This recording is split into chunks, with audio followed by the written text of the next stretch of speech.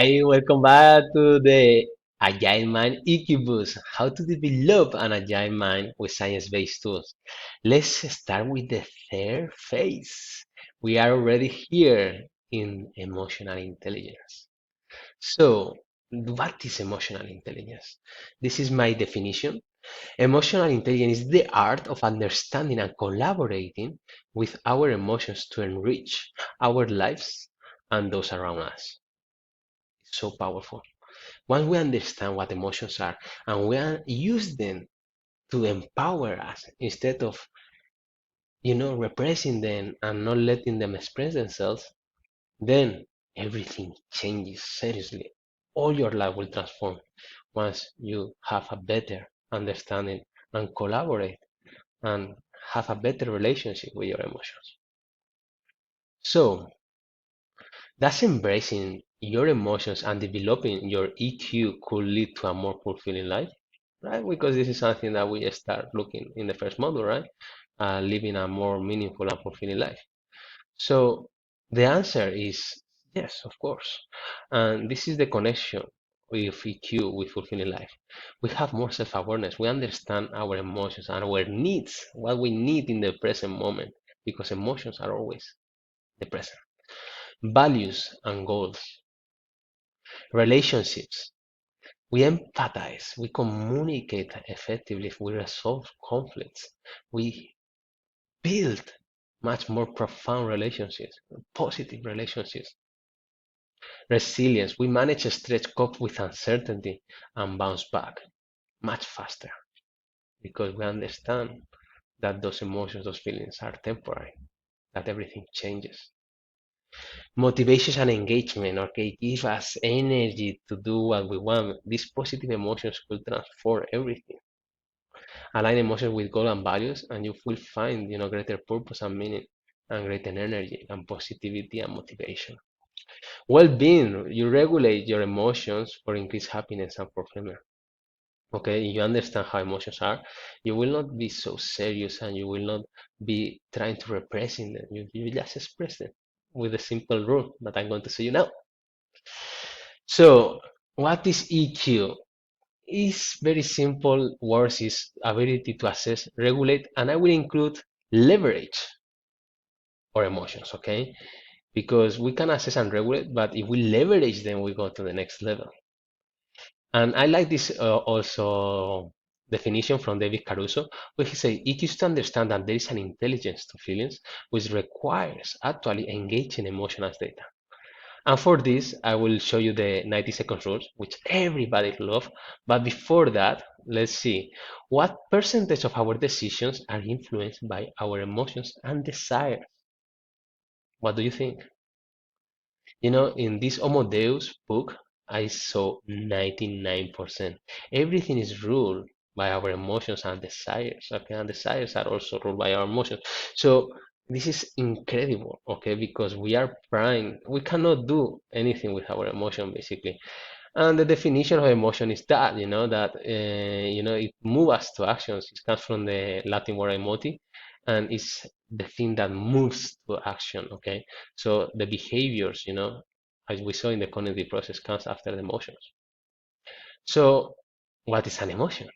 This is a more technical definition, which is a complex reaction pattern involving experiential, which is subjective. Remember, we interpret things based on a mental map of how we think everything is. And then we have a physiological part, which we're going to check today, and behavioral elements, all right? So we have the experience, which is similar to the cognitive process, right? We first have the beliefs, then the emotions, and then the behaviors. So this is the physiological part that we're going to discuss, the emotional cycle, how our thoughts and beliefs and interpretation induce those sensations in our body, those emotions, right? The physiological part of the emotion. This is, as you can see, there has been many studies where they show different emotions in different parts of the body for different people, right? So everybody is different. That's why I want to do this exercise with you. This is the emotional expression, 90-second rule. Every emotion, the hardest one, whatever you think, is going to have a build up, all right? which is going to be very intense and very sudden, okay, because it's very automatic. And then we reach a peak and then we have a decline, all right? And that's what people don't understand. Most people don't understand. This decline, it happens naturally. We focus our attention in that emotion, okay, and we let it express itself. It's like a crying baby. You will not shut his mouth, right? You will just say, "No, it's okay. Let it out, and it will calm down alone." So ways of bodily sensations that are progressions of our emotions over time. Okay, this is comes from a book, 90 Seconds to a Life You Love, from this doctor, Joan. So, what in your body? This is interoceptive awareness. Is your capacity to be aware and perceive or know the internal state of your body. So, I want you to close your eyes for a second, okay? Please. And just take long, deep breaths.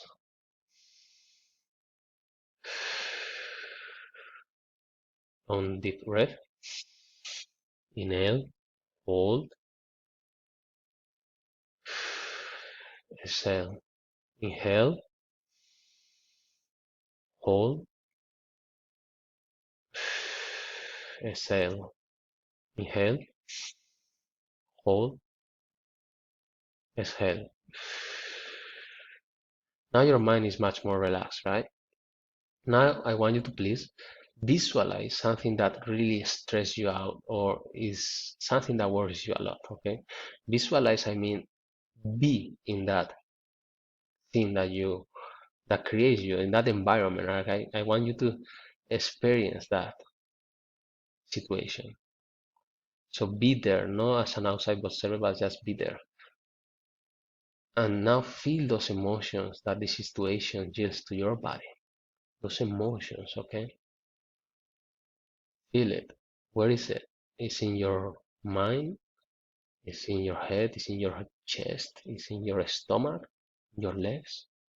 Just identify what is this intense sensation in your body. And just see, as an outside observer, see this sensation, how it is expressing naturally. And let it be. Let it be without any attachment, without any judgment. And see how it behaves. Now please take a long breath again.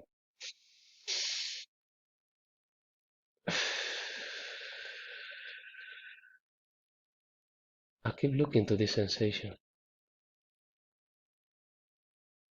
And sometimes these sensations are going to decline. And whenever they decline, you can actually ask them, engage with those sensations as data and ask them, why have you reacted in this way? Test it. You can ask it now. Ask this sensation, why did you act in this way? And they will give you an answer. And you can ask any other question like, what can I do to make you feel better? And this sensation, these emotions will give you the response. Take a long breath again, a long a long breath, please, and check again this sensation.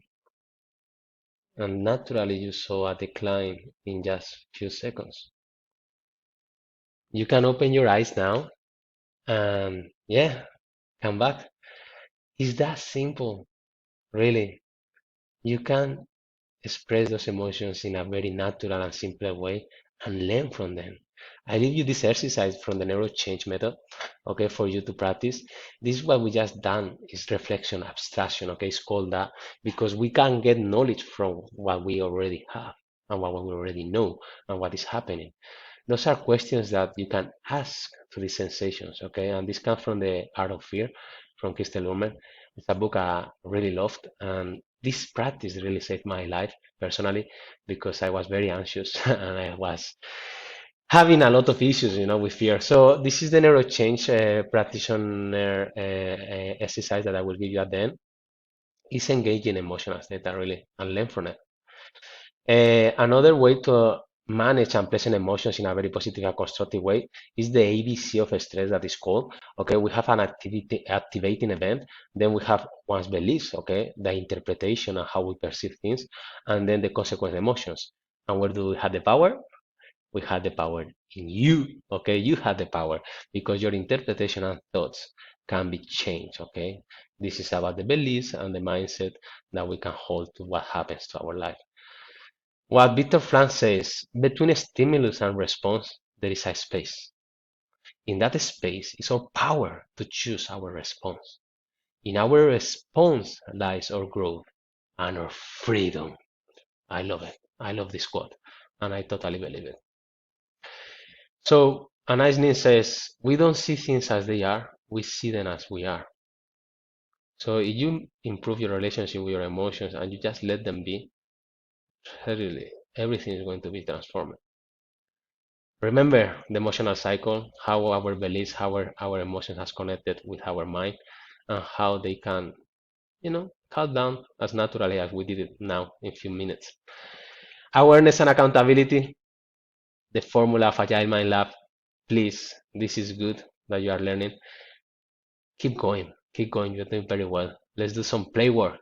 Framework for your emotions, reflection, abstraction. Okay, we just did, but we're in writing, and then identify your distractors, addictions, maybe, because sometimes we get distracted or we try to get distracted just not to face our emotions. And I highly recommend you to face your emotions. They are okay, and they have something to teach you and to advise you, right? They can be your best advisors.